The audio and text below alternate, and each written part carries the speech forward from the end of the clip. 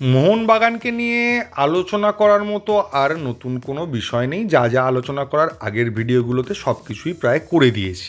এবার মোহনবাগানে কি পরিবর্তন হচ্ছে, কি হতে পারে, কোচ চলে যাবে নাকি নতুন প্লেয়ার আসবে, কি হবে সেটা সম্পর্কে ডিসিশনটাও আপাতত পেন্ডিং হয়ে রয়েছে কিছুটা।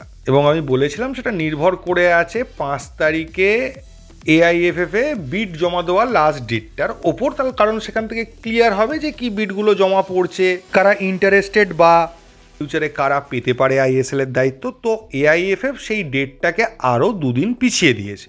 আপাতত যেটা দাঁড়িয়ে আছে সেটা হলো 7 তারিখ এটা নিয়ে ফাইনাল ডেট আর কি, বা লাস্ট ডেট হিসেবে ধার্য করা হয়েছে।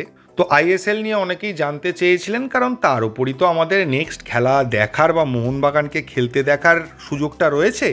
তো ডিটেলসে বললে এটাই বলতে পারি যে প্রত্যেকটা কোম্পানি, মানে মেনলি 4টে কোম্পানি যারা এই আইএসএল করা নিয়ে ইন্টারেস্ট দেখিয়েছিলেন, তাদের কিছু প্রশ্ন ছিল, প্রায় প্রচুর প্রশ্ন। তার মধ্যে এফএসডিএল এর তরফ থেকে শোনা যাচ্ছিল প্রায় 200টা প্রশ্ন এসছে। তো স্বাভাবিকভাবেই সেই বিষয়গুলোর ক্ল্যারিটি আনতে তো একটু টাইম লাগবে। এত তাড়াতাড়ি তো আপনি 200টা প্রশ্নের বা 200টা কোয়ারির জবাব দিতে পারবেন না। তো স্বাভাবিকভাবেই সেটা একটু টাইম লাগবে। তবে তার মধ্যে একটা দাবি ছিল রেলিগেশন না করা, যেটা আমি বলেছিলাম আপনাদেরকে আগে একটা ভিডিওয়ে। কিন্তু সেই দাবিটা মানাটা পসিবল নয়, কারণ সেই দাবিটা মানতে গেলে আবার কোর্টের দ্বারস্থ হতে হবে, আবার সেখান থেকে রায় আসবে। মানে এবছর আইএসএল হওয়ার যতটুকু সম্ভাবনা আছে সেটাও নষ্ট হয়ে যেতে পারে। তাই এআইএফএফ এর তরফ থেকে বলা হয়েছে না, রেলিগেশনটাকেও রাখতে হবে। 37.5 কোটি টাকার ব্যাপারটা তাও এআইএফএফ চাইলে নেগোশিয়েট করতে পারে, সেটাকে 37.5 থেকে 35 শুনছিলাম অনেক জায়গায় করা হতে পারে।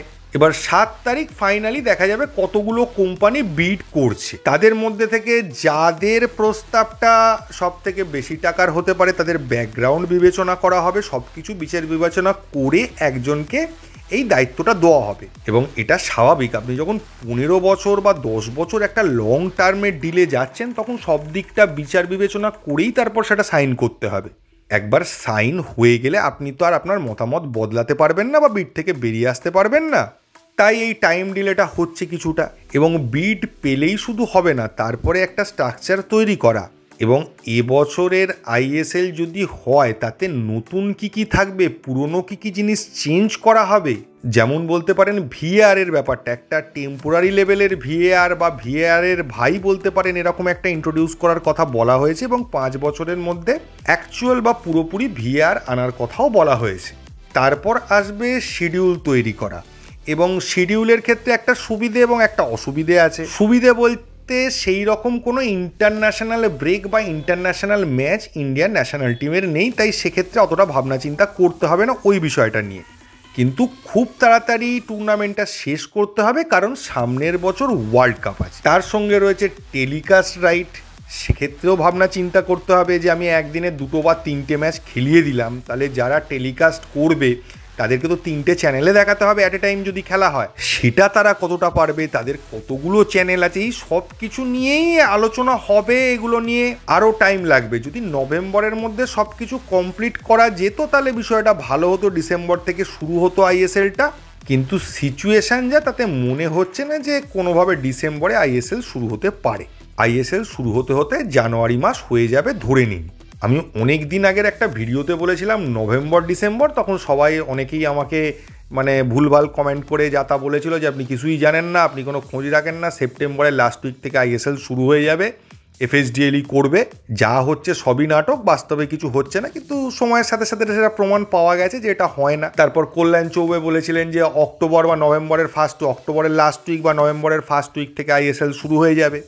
তখনও আমায় গালাগাল খেতে হয়, কিন্তু আমি তখনও বলেছিলাম যে কল্যাণবাবু কী করে কী বেসিসে বললেন, কারণ উনি কিছুক্ষণ আগেই একটা স্টেটমেন্ট দিয়েছিলেন যে প্রত্যেকটা টিমকে অন্তত একটা 1.5 মাসের গ্যাপ দিতে হবে, তবে তারা শুরু করতে পারবেন। তো পাতি অঙ্কের হিসেবেও দাঁড়াচ্ছিল যে নভেম্বরের লাস্ট উইক থেকে ডিসেম্বরের ফার্স্ট উইক। এখন সেটা আরও পিছিয়ে গেছে। আসলে অনেকে ভুলে যান যে আমি কমেন্ট করার সময় একটা কথা বলতে পারি, সেই কথাটা যদি ভুল হয় আমি আর কমেন্টই করলাম না, আমি সেখানে এলাম না। কিন্তু আপনি যখন ইউটিউবে বসে এতজন লোকের সামনে কথাটা বলছেন, সেই কথাটা যদি ভুলভাল হয় আপনাকে 100 থেকে 150 খানা মিনিমাম কমেন্ট আপনাকে গালাগাল দেবে শুধু। যেমন গতকাল একজন বললেন ইউটিউবাররা সবাই বিজনেস করে, আমিও বিজনেসের জন্য বলছি যে কোচ পরিবর্তন করার দরকার নেই।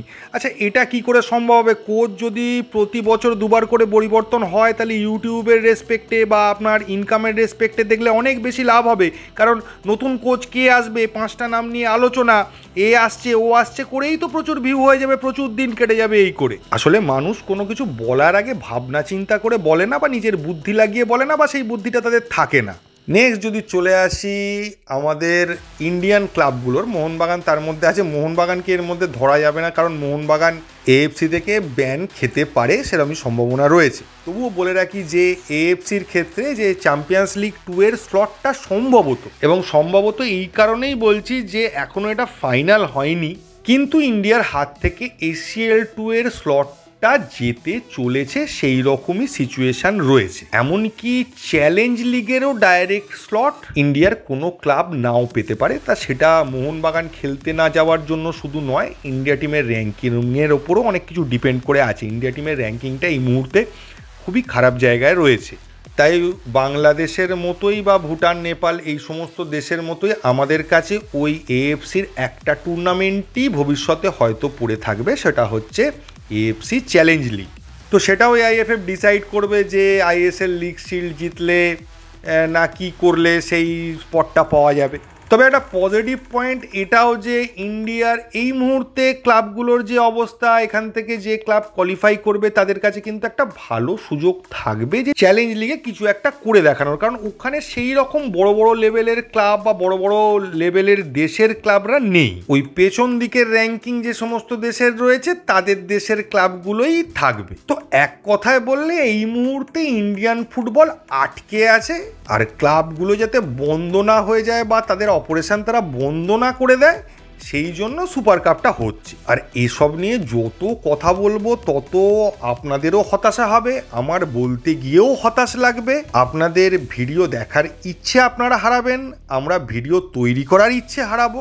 তাই আর বেশি কিছু বলতে চাই না, এই ভিডিওতে এইটুকুই। থ্যাংক ইউ, ধন্যবাদ এবং জয় মোহনবাগান।